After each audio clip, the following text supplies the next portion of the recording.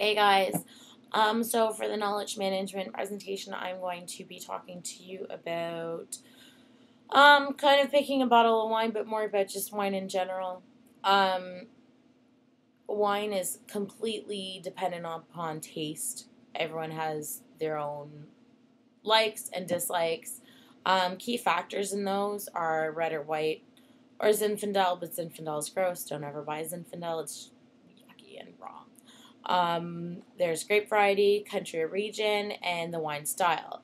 Now, going into each one of these in detail would take forever, as there are about 14 major wine producing countries, a gazillion regions in each one of those countries, and over 10,000 grape varieties. Google it. There's so much information you can find on Google. You guys know that. I don't have to tell you that. Wine and food. There's the cheese myth.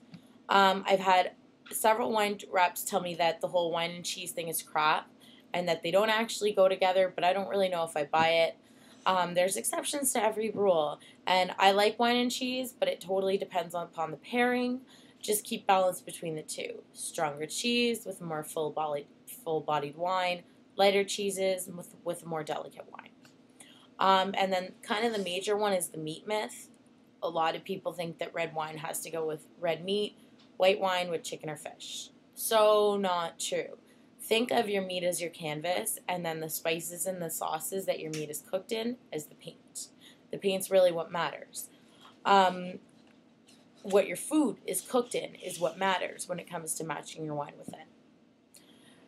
Kind of some general tips or just little kind of neat things to know.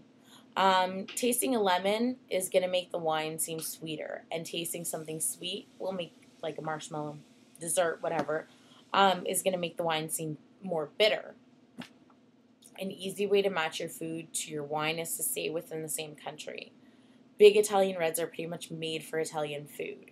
The tannins in big Italian reds are typically really high in tannins, and the tannins in that are going to match with the acidity in the tomatoes beautifully. They're made for each other. If you're having something cooked in a wine sauce, like a steak with a red wine sauce, or lamb with a red wine sauce, mussels in a white wine sauce, fettuccine, white wine sauce, blah, blah, blah, whatever, I could go on. Have a glass of what your food was cooked in. You can't go wrong. Really, you just can't go wrong. How to order and taste the wine. If you're really intimidated, first of all, by choosing a bottle of wine, let's say you're at a table of 6 people and you're the one that's choosing the bottle, it's really not that scary. And if you can't figure out which one you should go for, ask your server. If they're any good at their job, they're going to have a few really good suggestions for you, and their suggestions should range from, they should have one from each price range too. So, if they're good though, but they might not be good. Once the bottle arrives, the server is going to present you the bottle, make sure that they brought you the right one. You say yes, blah, blah, blah. They pour it to you. You taste it. I used to think that, here, wait a minute.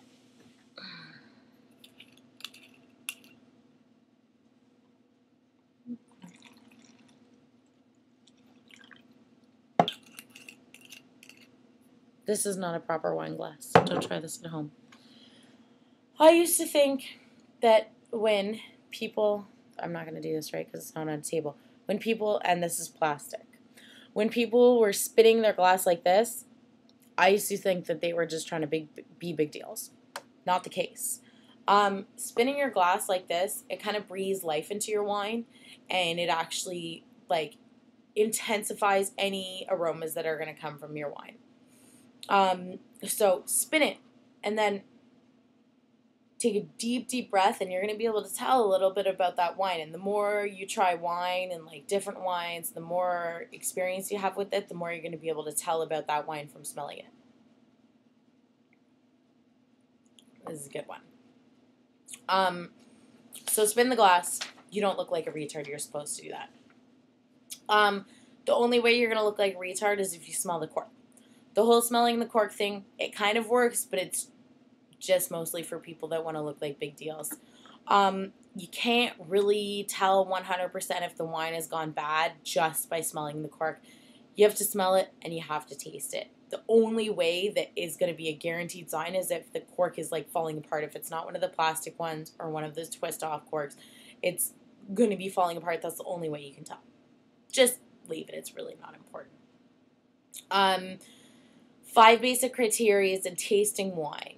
And these are in order of how you're supposed to taste it, I guess. I don't know. Appearance. If your wine looks like it has floaties, it's not necessarily a bad thing. Sediment is really common in older wines in particular. And that's why a lot of restaurants will actually have decanters, those skinny neck things with the big bottom. They breathe life into your wine, and the sediment all floats to the bottom so you don't drink it. But if you do drink it, it's not going to hurt you. Floaties don't hurt. I kind of like to just tell myself that it just means the wine has been less filtered and that it's in its more natural state. Makes me feel better about drinking floaties. The second one is aroma. Back to spinning your glass thing. That's how you're going to get the most intense aromas out of it. And kind of what you smell is up for interpretation.